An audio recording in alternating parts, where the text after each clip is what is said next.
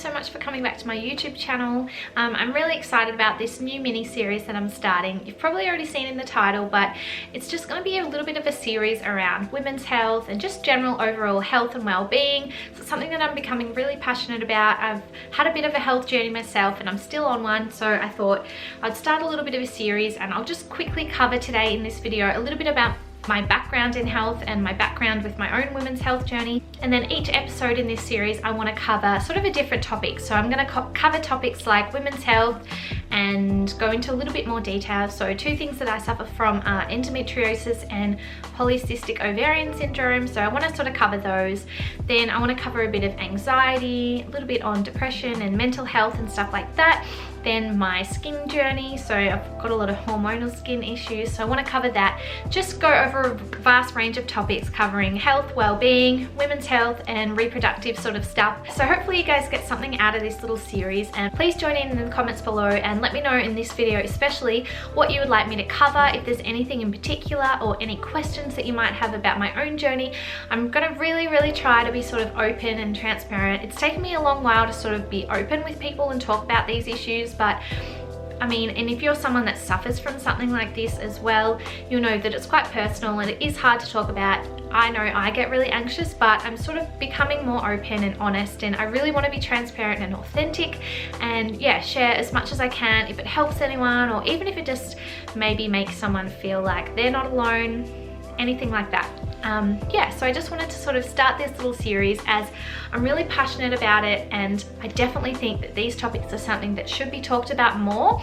We're definitely getting better in this day and age about being open and talking to other people about this stuff, and I know there's a lot of great resources out there, and I will share some of those in the description box down below so that you can go away and have a read if you're interested in that. But yeah, I'll just share sort of my knowledge and what I've come across, my own experiences, what has worked, what hasn't worked for me. Hopefully this might help someone out there or help you, or even just be a little bit more understanding and maybe learn something about this yourself. So we'll jump right into today's video. Today's video, I just want to cover a little bit of a background about my own sort of women's health journey and my own health issues and stuff like that, just so that when we go into the more detail in the next few topics that I'll talk about, you'll sort of just have a little bit of an overview of my personal background.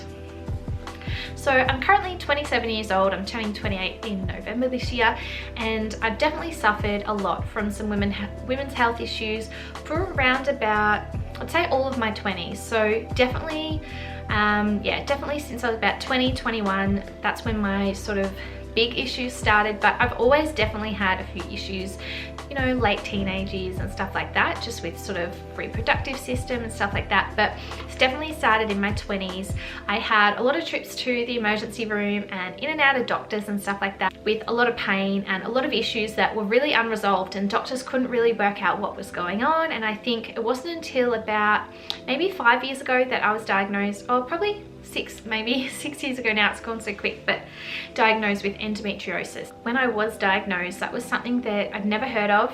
No one in my family had heard of it. Yeah, it was really unknown to me. I didn't know anyone else that had it, and it's only been in the last few years, I think, that it's been more in the media, and a few celebrities have come out and spoken and been open about their journey with it. And yeah, it's been a lot more open in the media, which has been great to see. There's a lot of studies and research behind it now. There's even government funding and stuff like that they're being put towards research, which I think is so great, and I'm really passionate about that, so it's really good to see that. And yeah, so before I was diagnosed, I would end up having all of these sort of burst cysts and lots of painful episodes and really heavy periods and stuff like that. And I think it was just a long while before anyone could sort of help me and sort of figure out what was actually going on. And I think the first time that I had a surgery, so I had a laparoscopy, and if you're familiar with any of that, it's basically like a keyhole surgery. They just do a little incision in your stomach and they can put a camera and have a look around, and I'm not really sure on the details, but they go in there and have a look and they can clean out some things. And that's when I was first diagnosed. So since then I've had about 3 surgeries. I'm actually on the wait list now to have one. Thanks COVID-19 for pushing that out. But yeah, hopefully I'll have that soon, one day. But yeah, so with endometriosis, the biggest thing is that they can't actually diagnose it without going in for an operation, because it won't show up on a scan or an ultrasound or something like that. So it's really hard to diagnose, and they don't like to sort of do those laparoscopies unless you sort of need to. So I did go through quite a bit before I got diagnosed. But yeah, just for you, that maybe some people that don't know, endometriosis is something that affects a lot of women. It affects your reproductive organs. Basically, the lining inside your uterus can be kind of shed, and it grows outside the uterus. So when it's found and it grows on the outside or in other areas, that's the endometriosis that they need to remove. So I had that removed and sort of cleaned out, but it does grow back, and that's the worst thing, that it can grow back worse or in different places. So I've had a few operations to sort of deal with that. And aside from that, it's something that they can't really treat, which is what they're sort of working on at the moment, trying to find a cure or even a reason. They don't know why you get it, how you get it. So yeah, I guess I'm just one of those lucky ones that's been diagnosed with that. But I know there's a lot of women out there that have the same issues, and yeah, if you are one of those, I really feel for you. I mean, I go through it every day myself. It's really hard. It's something that isn't visible. So I think that's the biggest thing with these issues, is no one really knows about it. I mean, if you have a broken arm or something like that, you know, it's visible, people can see it, it's physical sort of, but yeah, because this is internal, it's also, you know, it's very private to some people. It's in that region where, you know, it's not often talked about, so it's really hard for some people to accept. I totally get that.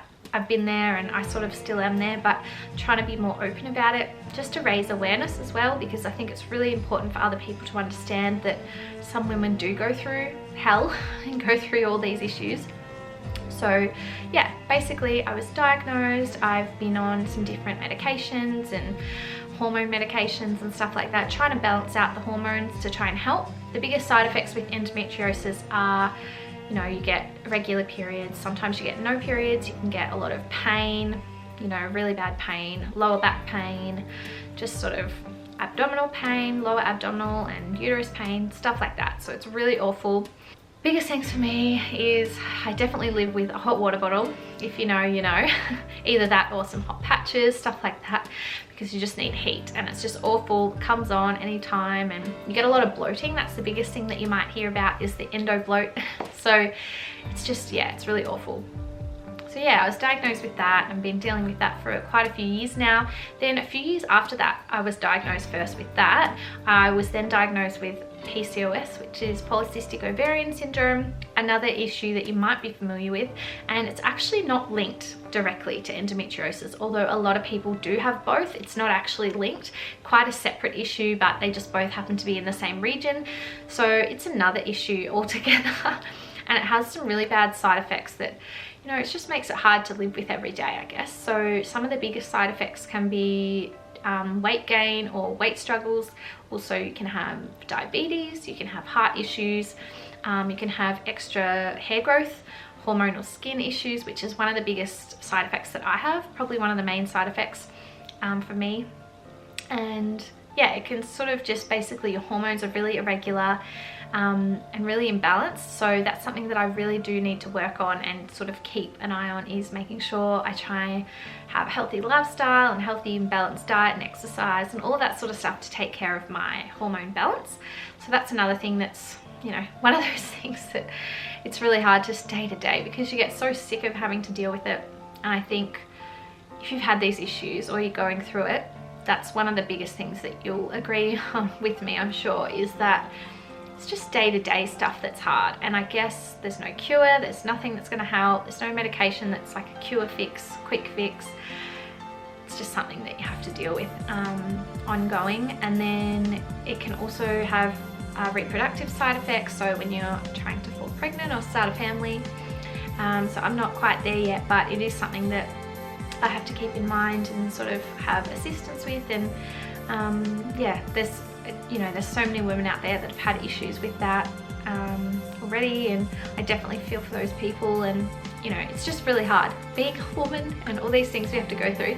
It's just so shit.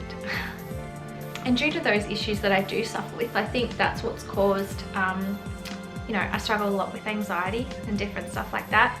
I think that's definitely just as a result of these health issues. I know when I was growing up and I was a teenager, I never had any of this. I never had these anxious feelings and, you know, where I feel nauseous and shaky and just really nervous and anxious. Yeah, never had any of that. I wasn't like that at all. So it's just been something new to me in the last few years since having these health issues. So I think I've become more and more passionate about learning about it, trying to work towards fixing and sort of living with it. And again, I think that's another thing. Mental health's been really big in, you know, people have been really talking about it a lot over the past few years for both men and women. So I think that's really good. And I think if you do suffer, the best thing you can do is talk about it.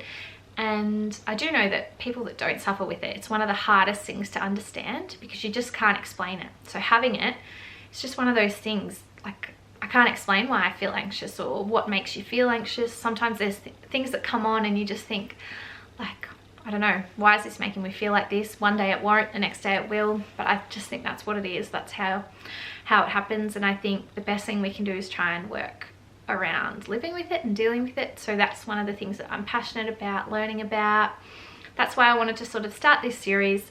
Hopefully this video doesn't go for too long. It was just a little quick overview of a few things that I suffer with and my history. But I hope you guys enjoyed this video, and please leave any comments down below that you might want to add or anything that you've experienced, because I'd love to hear from you. And I will see you in the next videos in the next few weeks, and we'll go over a few more topics in depth. So thanks so much for watching.